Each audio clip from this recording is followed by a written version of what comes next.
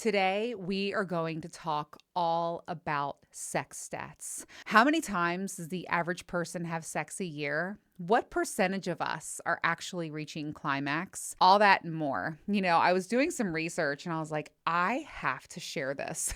There is so much out there and so many staggering numbers and interesting facts. I thought I'm going to share them all with you, my Toy Stories fam. All right, let's get started to talk about these sex stats. I think some are going to be very surprising for you. Some are going to be like, I thought that was way more or way less. So let's get right into it. The average adult reports having sex 54 times a year. 54 weeks in a year, coincidence? I think not. So that's on average, like once a week. Is that enough? Do you guys feel like that's enough? I feel like for me, okay, if I could have my perfect week in sex, I would want to have sex at least 4 times a week. And then I don't know, I want to have that intimacy with my partner as well. So, you know, it could be an erotic massage, it can be taking a shower together. I don't know. I feel like I crave and need that intimacy with my partner. And so for me, sex just once a week, I got to have more. Okay. All right, but 54 times a year, that's what the average is.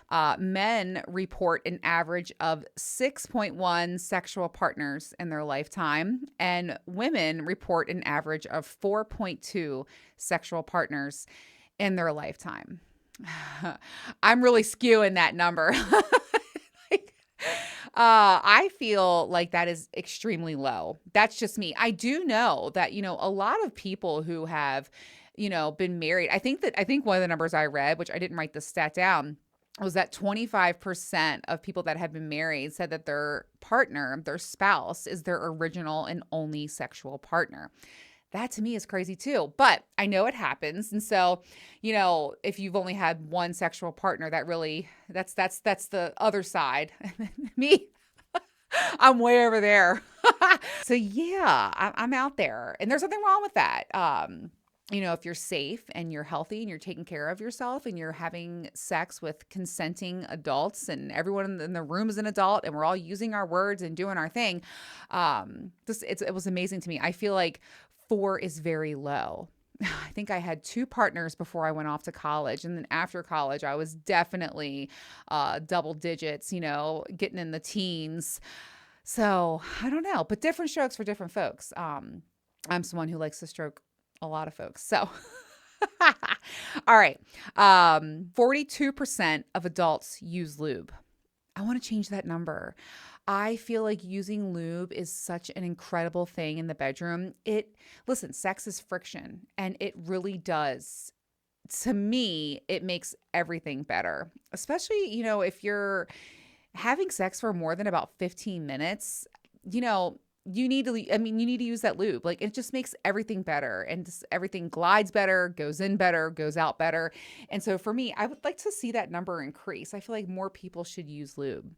I know there's a lot of shame and stigma with using lube. Even some of my friends are like, "Oh, I don't need that." And I'm like, "Yeah, I know you don't need it, but you're going to want it." It makes a big difference. I use lube alone while I'm using my toys. There's absolutely nothing wrong with using lube. And so I like to see that number increase to like 84%.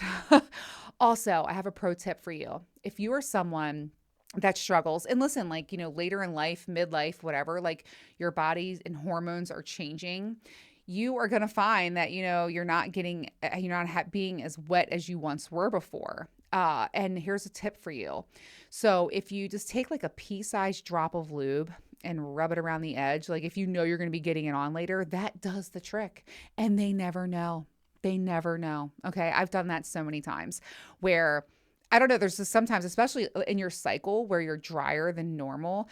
I found like the week after my period, I definitely like to do that trick, and they never know. And it just makes everything better going in. Now, I always suggest a lot of foreplay, help warm up that engine. That makes everything a lot better too, but there's nothing wrong with using lube. If you're thinking about using lube, okay, 1.8 of sexually active people. They broke down the men and women. So 2.2 of men and 1.3 of women. So 1.8 total percent. It's so low, under 2 said they have been involved with BDSM in the previous year. That number seems so low to me, but you know what? I get it. I feel if there's one thing I would like to do is encourage everyone to learn more about sex. Put yourself out there. Head over and take that test. I think it's bdsm.org. Take that test and learn a little bit about yourself. I know for me, I am a 100% classic brat, rope bunny, exhibitionist, and what are all these terms? Go search about them. Learn about, the dom and sub dynamics. Learn about what is a brat, because that can be such a derogatory term. And in the bedroom, it's actually really not.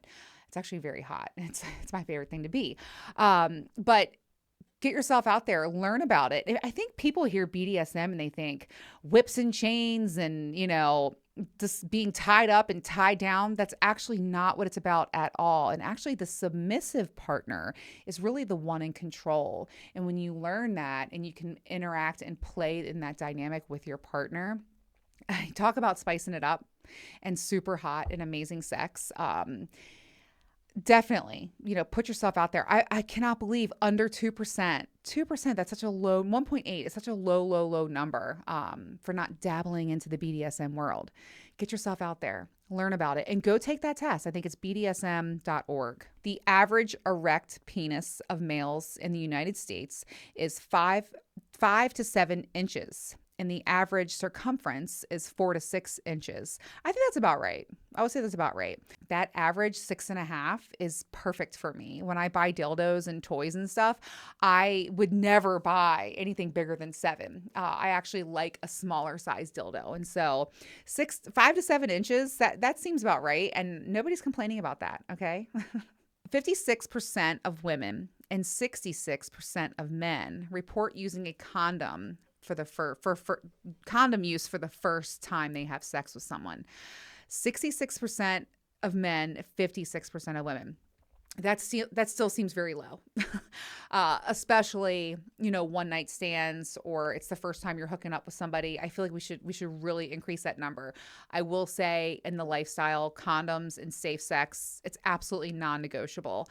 And there's a reason for that, right? Like, we're all trying to have the safest sex possible. I do love to say there's no such thing as consequence-free sex. But when I tell you, it matters and it counts, and you definitely want to try to be the safest possible. So, wrap it up.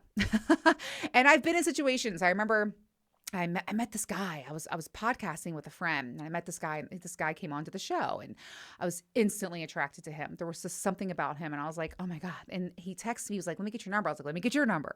I think I hit on him in the middle of the show. And afterwards he texted me. He was like, we got to hang out sometime. And I go, yeah, we should. He goes, well, I'm free now. I'm like, okay. So we go, we have a drink, we have another drink. Next thing I know, we had the best first kiss walking out of the door of the bar. And then we sat on the curb and made out. And then he walked me to my car, and then I drove him to his car.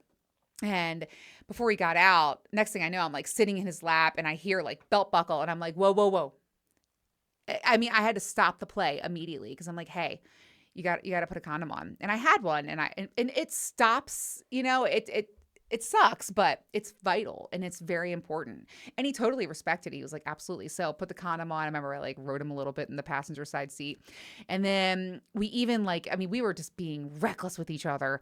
And I actually bent over in the driver's seat. And when he had changed positions, he took the condom off. I go, you got to wrap it up again. And you know what I mean? And making sure, I knew him. I just met him, but I trusted him, you know what I mean? And I was like, hey, you got to change that up.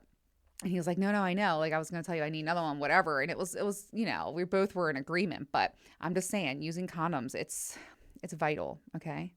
More than half of women ages 18 to 49 reported masturbating during the previous 90 days. Half, so 50% have masturbated in the last 90 days. Is that 100? That's not 100. Is that not 100? I've masturbated twice today. So me listening to these stats, I'm like, really? Huh? I really am realizing what an anomaly that I am. I'm like, That doesn't apply to me. Let's raise that number two, right? Like, I feel like, oh, the world would be such a better place if everyone just went and fucked themselves. About 85% of men report that their partner had an orgasm at their most recent sexual event. This compares to 64% of women who reported having an orgasm at their most recent sexual event. So 85% of men think that they're getting their gal to climax, and only 64% of women are saying, yeah, that really did happen. I hmm.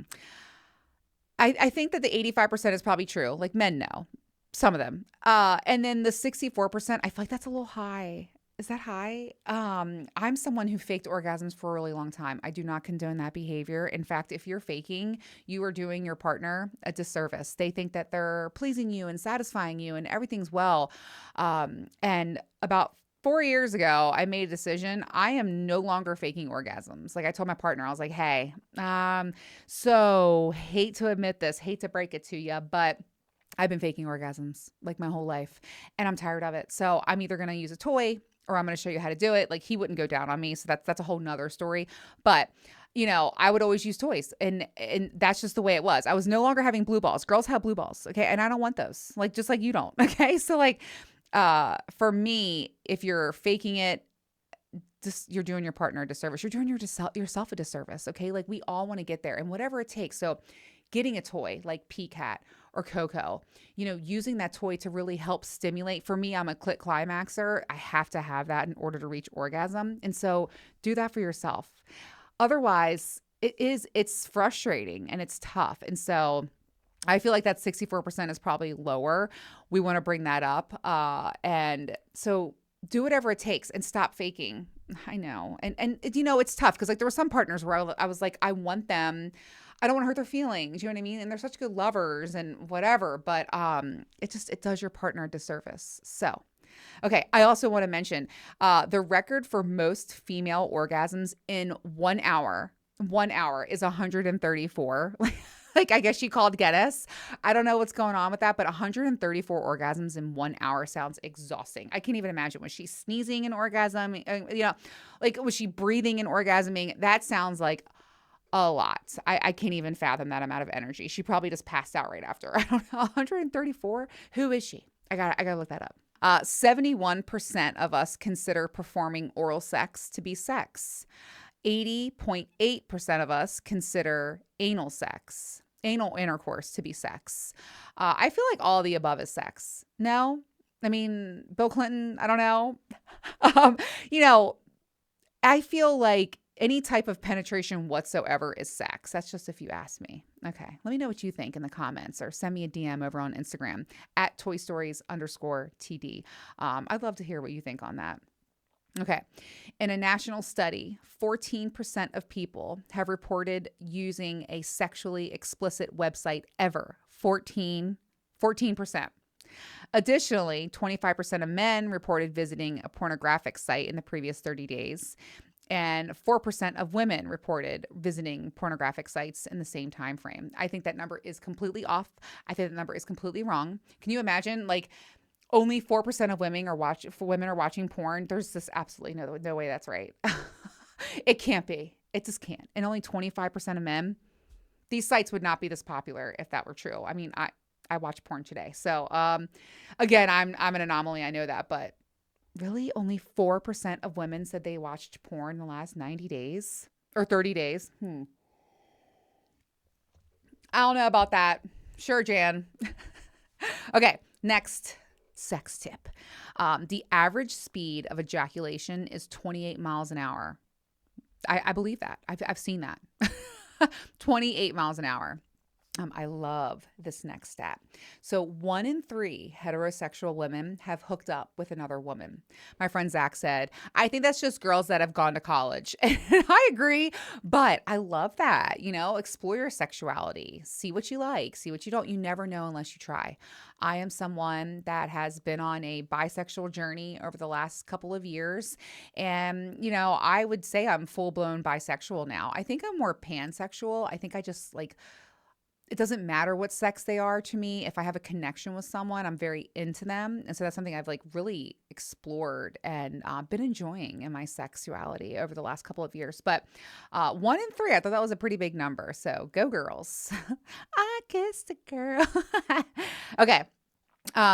This is an interesting stat and something that I did know. Women can get pregnant 5 to 8 days after having sex. So remember that. And yet another reason to use those condoms, okay? The clit contains a toe curling 8,000 nerve endings, twice as many as the penis. I find that interesting. And I totally believe it. I mean, I feel like the clit is such a sensitive place, and like most of the toys are centric on stimulating the clit and giving you that clit orgasm, that clit climax. I can see that. But I just, it's still so frustrating that it's so hard for women to climax compared to men, with all those nerve endings, with that much, surface, why isn't it as easy for us? I know a lot of people say, Adrian, they have, toys are made for women. Toys have such a better, girls have such a better selection and they have everything they want and toys are just made for them. Toys for men suck. And listen, I get it. I do. But it's harder for us to climax. And so, but I was thinking like with 8,000 nerve endings, should be easier. No? Okay. 62% of us say that we are satisfied with our level of sexual activity. So let me ask you, are you satisfied with your level? I would say I'm satisfied, but I definitely wish I could have it more. But 62, I think is that's a pretty good number, for those of us who think that, our sex life is satisfying. Let's raise that number too. I'm looking at myself in the mirror when I think about that because I'm like, I got this long distance thing and I do have a lot of great and incredible sex. I wish I could, like I said, have it 4 to 5 times a week, Although I do want to say there is something to have quality over quantity. I would rather have great quality sex twice a week than mediocre, like quickies, nothing to write home about, 5 times a week. So I got to think about that. 76% of millennials lost their virginity by age 18. 45% were between the ages of 16 to 18, and 31% lost their virginity by the age of 15. Wow. Before 15, that's pretty early. I guess I was just 16. So I don't know. I mean, that's what's happening. I think that's probably a very real number. 76% lost their virginity by 18. I think that's a very real number. This is a very interesting stat. In 26 states, impotence is grounds for divorce. So, wow. Okay. But hey, that can definitely be seen as an, what do they call it? Irreconcilable difference. Yeah, impotence. It could be a reason for divorce. Okay. They did a poll, and for men, doggy style is the preferred position. I love that position too. I really, really do. And for women, you guessed it, it's missionary. I think that's because of the intimacy, and I think I don't know. I do love, like, sometimes I really crave, like, just the weight of a man on top of me. You know what I mean? Like, and it is like a very intimate experience when you're in the missionary position. You can look at each other, and I'm all about eye contact. You can kiss each other. You can see everything, and the sights are just amazing. And I love watching it go in and out. But to me, that's not my favorite position. And I can see why men like doggy too. It's just a great penetrative, hot position. Like a lot of guys are ass men. So like I can see that as well. So for men, doggy, for women, missionary. And then this is a number, and I believe this because, sex, it's not for everyone. 1 in 5 people do not like sex. They do not enjoy sex. And so that makes me feel sad, but I get it. It's some things are just not for everybody, but it's a pretty big number, 1 in 5. Okay. Now here's a number that I 100% want to change. 68% of people do not use toys with their partner. That's alarming. So when I read that, I said, Oh my God, like that 30%, that's so low. That's so what 32% of us do. Let's change that. Using toys and introducing toys into the bedroom is one of the hottest and best ways to spice things up in the bedroom. Okay. I mean, let's talk about, using the toy on your partner, using the toy with your partner, using a toy on yourself while you're doing something else with your partner, or mutual masturbation. All of the above are amazing ways to use toys in the bedroom. And your partner is going to reach climax. Like, isn't that like, that's huge? Like, I'm always using toys with my partners just because I do use toys too much. I'm definitely a little desensitized and I have to work on that and take breaks and pauses from using my toys for like a week at a time. But I just enjoy using toys and it fucking feels good and it gets me there. The last thing I want to do is be frustrated by not being able to reach orgasm. And sometimes this is not a slight on any of my partners. Sometimes it just doesn't get me there. You know what I mean? But a toy, it always does. And so let's please, like 100%, I want to change that number. And if you're new to using toys, I really do suggest Coco on tracysdog.com. It is by far one of the best vibrators ever. It's not intimidating at all whatsoever. It's small but very powerful. It packs a hell of a punch.